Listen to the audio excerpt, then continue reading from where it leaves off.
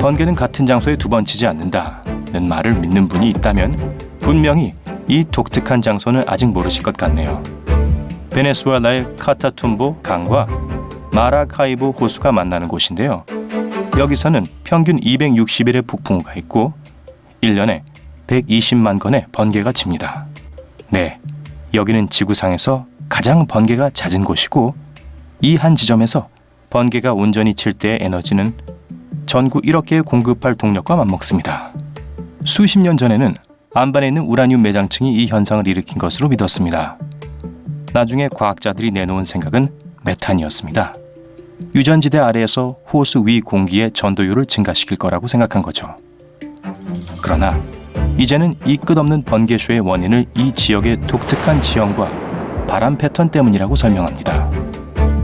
그게 뭐든 간에 저는 도망가겠습니다. 페루 아마존 깊숙한 곳에 위치한 이 6.4km 강은 샤나이 팀피시카로 알려져 있고 91도까지 뜨거워집니다. 수영을 하지 말라는 거죠. 뜨거운 맛을 보고 싶지 않다면요.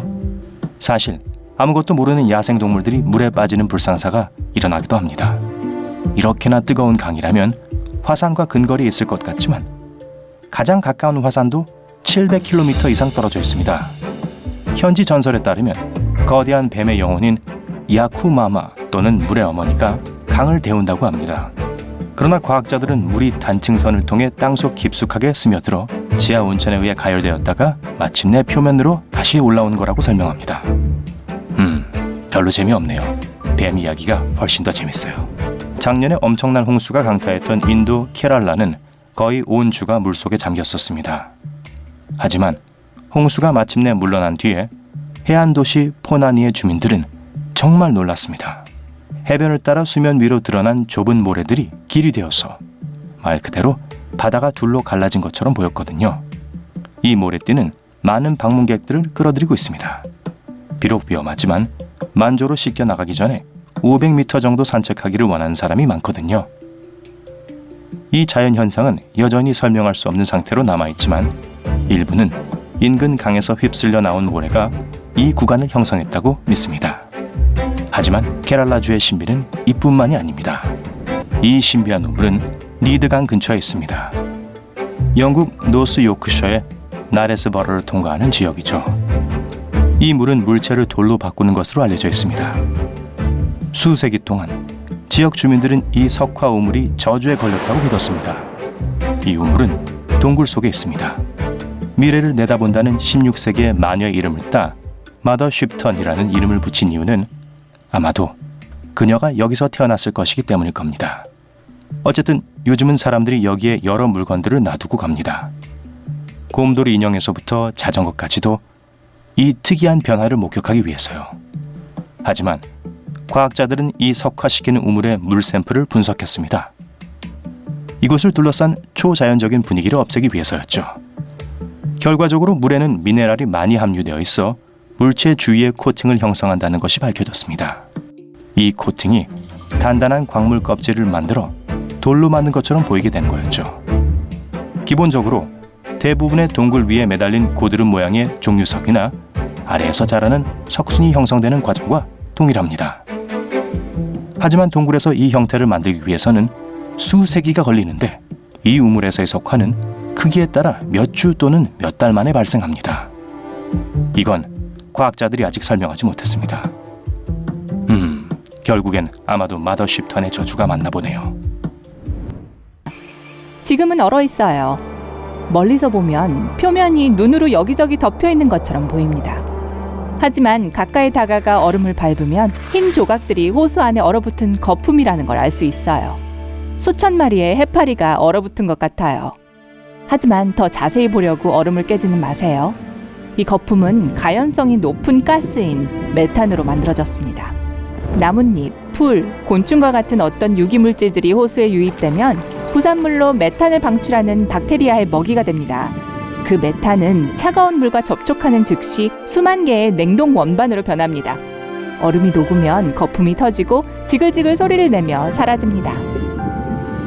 북극해의 일부 해안에서도 이런 현상을 볼 수 있습니다. 그곳에서 메탄 거품은 열기구만큼 크기도 합니다. 아름다운 광경이지만 정말 위험해요. 우리는 훨씬 더 추운 곳으로 가볼 거예요. 남극 말이에요. 여기서 엄청나게 밝은 흰색 빛은 우리 눈을 멀게 할 지경입니다. 끝없이 펼쳐진 눈과 얼음의 풍경을 배경으로 멀리 붉은 점이 눈에 띕니다. 그곳에 다가가서 약 5층 높이의 붉은 폭포를 발견합니다. 마치 빙하가 피를 흘리는 것처럼 보여요. 공포 영화의 한 장면이 아니라 완전히 자연스러운 현상일 뿐입니다. 약 200만 년 전에 짠물 연못이 빙하 밑에 갇혔습니다.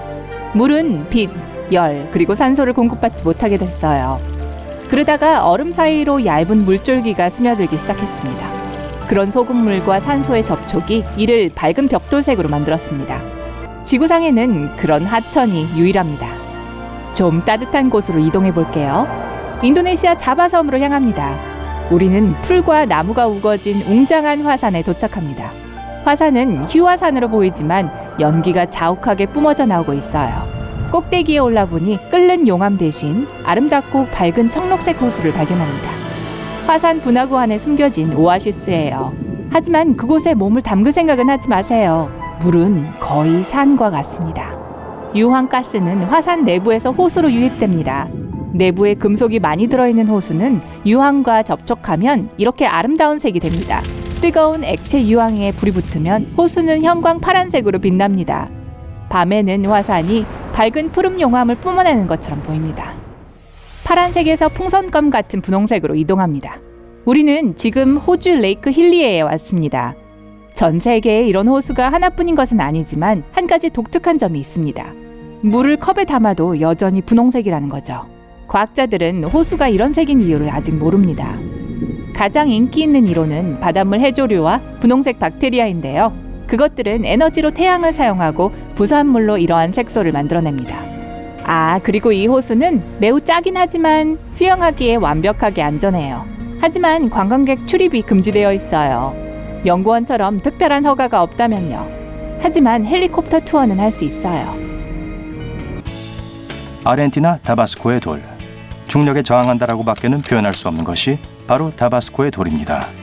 300톤이나 되는 거대한 바위가 절벽 가장자리에 아슬아슬하게 서 있고 바람이 불 때마다 좌우로 조금씩 흔들립니다. 사람들은 심지어 유리병을 바위의 가장자리 아래에 놓아서 바위가 흔들리는지를 확인하기도 했습니다. 유리병은 바위가 움직일 때 산산조각이 났습니다. 불행히도 오늘날 여러분은 한 세기 전처럼 이러한 자연의 경이로움을 직접 볼 수 없습니다.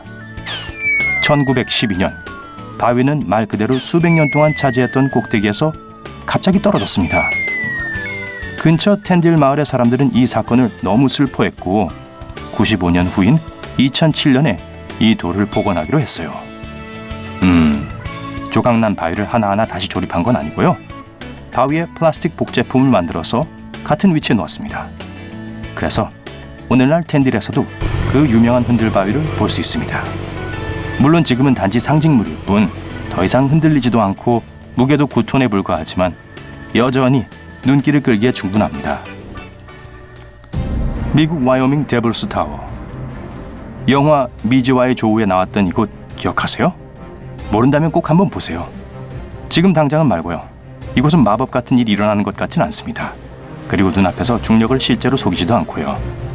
소개해드린 다른 장소들에 비하면 좀 지루하게 들리죠? 하지만 데블스 타워의 놀라운 특징은 과학자들이 이 탑의 존재 이유에 대해 설명할 수 없다는 겁니다. 265m 높이의 암석벽은 매우 경사가 심해서 거의 수직이나 마찬가지입니다. 하지만 이것뿐만이 아니에요. 이 암석이 와이오밍의 넓은 평야 가운데 솟아있다는 사실인데 주변 몇 킬로미터 내에 이런 비슷한 것이 존재하지 않거든요. 그렇다면 이런 허허벌판에 도대체 어떻게 갑자기 이런 높은 것이 생겨났을까요? 이론은 다양하지만 아무도 답을 알지 못합니다. 제 이론요? 아마도 여기가 지구에 거대하게 튀어나온 배꼽이 아닐까 추측합니다. 뭐 더 나은 이론이 있다면 말해보세요. 미국 오레곤 소용돌이. 오레곤주 골드힐에 있는 미스터리 하우스는 중력에 저항하는 효과로 방문객들을 놀라게 합니다. 이 집에서는 똑바로 서 있을 수가 없거든요. 항상 옆으로 기울게 되고 균형을 잡으려고 무언가를 붙잡고 있어야만 합니다. 공이 위로 굴러가도 어디에 놓든 완벽하게 가만히 서 있는 빗자루가 있습니다. 판잣집 안에 있는 다른 모든 물건과는 달리 말이죠.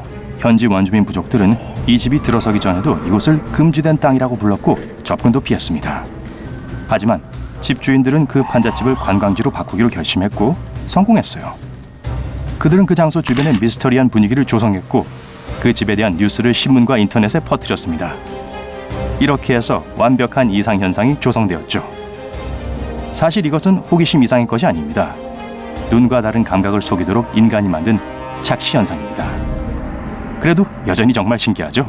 이제 캐리비안으로 떠날 시간입니다. 약 2.4km 아래로 깊게 내려가면 폰담 벤트 필드를 목격할 수 있어요.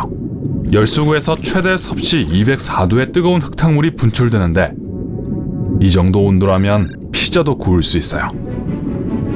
이 언덕은 베이비 파우더의 재료이기도 한 활석이란 광물로 이루어져 있습니다. 폰담 벤트 필드는 기괴한 생물로 가득한 오아시스라고 할 수 있습니다. 그중 하나는 눈이 없는 새우입니다. 눈 대신 빛에 민감한 세포가 등을 뒤덮고 있어요. 다음 행선지까지 오래 걸리지 않아요. 다음 가볼 미지의 장소도 캐러비안에 있으니까요. 벨리즈 해안가 바로 끝자락에 거대한 싱크홀이 걸쳐 있어요. 이것도 새파란 싱크홀로 그레이트 블루홀이라고 불립니다. 너비 305m에 122m보다 깊어요. 아주 오래전 이 싱크홀은 동굴이었는데 수심이 높아지면서 물이 가득 차 결국 무너져 내렸대요. 이 싱크홀은 수정처럼 맑은 물속으로 계속 내려가다 보면 점점 더 어두워집니다. 그리고 주변엔 종류석으로 가득한 동굴이 보일 거예요. 하지만 그 안에서 길을 잃고 싶지 않다면 절대 들어가지 마세요. 수심 15m 깊이에 도착하면 물이 일렁이는 현상을 볼 수 있을 거예요. 그 이유는 싱크홀 상층부의 해수와 깊은 심연의 담수를 나누는 눈에 보이지 않는 선이 존재하기 때문이죠. 이제 슬슬 떠날 시간이에요. 더 깊게 내려가면 더 이상한 것들을 만나게 될지도 몰라요. 다음 도착지는 태평양 연안 북서부입니다. 몇 년 전 500개 줄기의 메탄 기포가 그곳에서 발견됐어요. 그 기포 때문에 배출구에는 샴페인십이라는 이름이 붙었어요. 방귀 온천보다는 훨씬 나은 장명이네요. 과학자들은 아직도 이 현상의 원리를 밝히지 못했어요. 이 메탄가스는 어디서 나오는 걸까요? 물 밑에 방귀쟁이 소라도 있는 걸까요? 왜 주변의 바다보다 온도가 여기만 높을까요? 그리고 제일 중요한 건 이 큰 기포 근처에서 불을 피울 수 있다면 어떤 일이 벌어질까요? 메탄은 가연성이 높은 가스입니다. 메탄 기포에 불을 붙이면 어떻게 될지 여러분도 대충 아시겠죠? 이제 아이슬란드에 가볼 차례입니다. 여기서 실프라라는 빙하물로 가득 찬 틈으로 잠수를 할 거예요. 약 62m 깊은 틈은 지구에서 유일하게 두 대륙을 한 번에 만질 수 있는 곳입니다.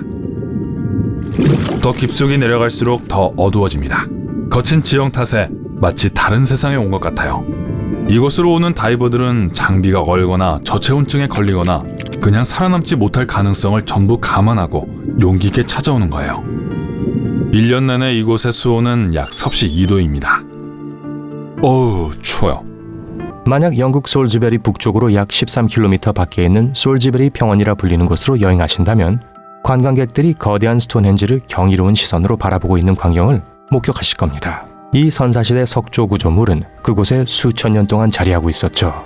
브리테니커 백과사전에 따르면 스톤헨지는 기원전 3000에서 1520년 사이에 6단계로 지어졌다고 합니다. 그런데 이 거대한 돌덩어리들이 뭐가 그렇게 신기한 걸까요? 사실 이유는 많습니다. 오늘날 우리는 거대한 빌딩과 기념물을 짓기 위해 무거운 물건을 들어 올리는 것을 도와줄 기계들이 있지만 과거 스톤헨지가 지어질 당시에는 누구도 이런 장비를 사용할 수 없었습니다. 그러면 도대체 어떻게 무게가 적게는 4톤에서 많게는 37톤까지 나가는 돌덩이를 들어 올릴 수 있었던 걸까요? 아니, 애초에 이런 구조물은 왜 만든 걸까요? 고고학자들은 이 현상을 설명하기 위해 많은 이론들을 생각해냈습니다. 어떤 이들은 스톤헨지를 만든 사람들이 썰매나 롤러, 보트 등을 사용한 것 같다고 추측했습니다. 또 어떤 이들은 지렛대를 활용했다고도 합니다. 이 수많은 추측들이 어떤 부분에서는 이치에 맞는 것 같기도 하지만 어쨌든 아직 누구도 이렇다 할 결론을 내지는 못하고 있습니다. 그리고 확실한 정답은 영원히 없을지도 모르죠. 5번 헤스달렌의 빛. 만약 여러분이 하늘에서 춤추는 빛을 발견하신다면 어떤 생각이 들까요? 외계인이 지구에 온다고 생각할까요? 아니면 별똥별이라고 생각할까요? 노르웨이 헤스달렌 계곡 주민들은 이 뜨거운 논란이 되고 있는 문제를 안고 매일 밤을 지냈습니다. 헤스달렌의 하늘에는 밝은 색상의 불빛이 다양한 색깔과 형태로 나타납니다. 지난 40년 동안, 물론 더 오래됐을 수도 있고요. 이 현상이 과학자들을 혼란스럽게 만들어왔죠. 어떤 이론가에 따르면 이 빛은 근처의 방사선 호수가 기화될 때 빛을 밝히는 입자를 공중으로 방출해서 생긴 것이라고 합니다.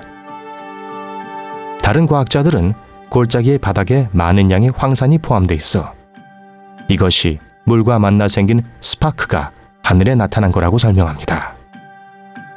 비록 이 마을이 매일 밤 자기만의 라이트쇼를 가지게 된 이유를 설명하는 이론은 많지만 과학자들은 여전히 확실한 답을 내놓지 못하고 있습니다.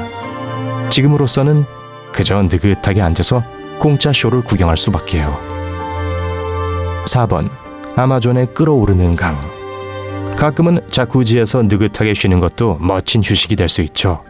하지만 다음에 얘기할 뜨거운 물은 모든 것을 새로운 경지로 이끌어냅니다. 아마존 열대우림 깊은 곳에 마얀투아쿠 밀림 지역을 흐르는 물이 있습니다. 이 물의 온도는 너무 뜨거워서 이곳에 떨어진 사람이나 동물들을 말 그대로 몸속까지 산채로 삶아버릴 겁니다. 네, 맞아요. 믿기 힘드시겠지만 이 강물은 무려 91도입니다. 세상에, 너무 뜨겁네요. 지역 사람들이 차를 우리거나 음식을 조리하는 데에도 이 강물을 사용합니다.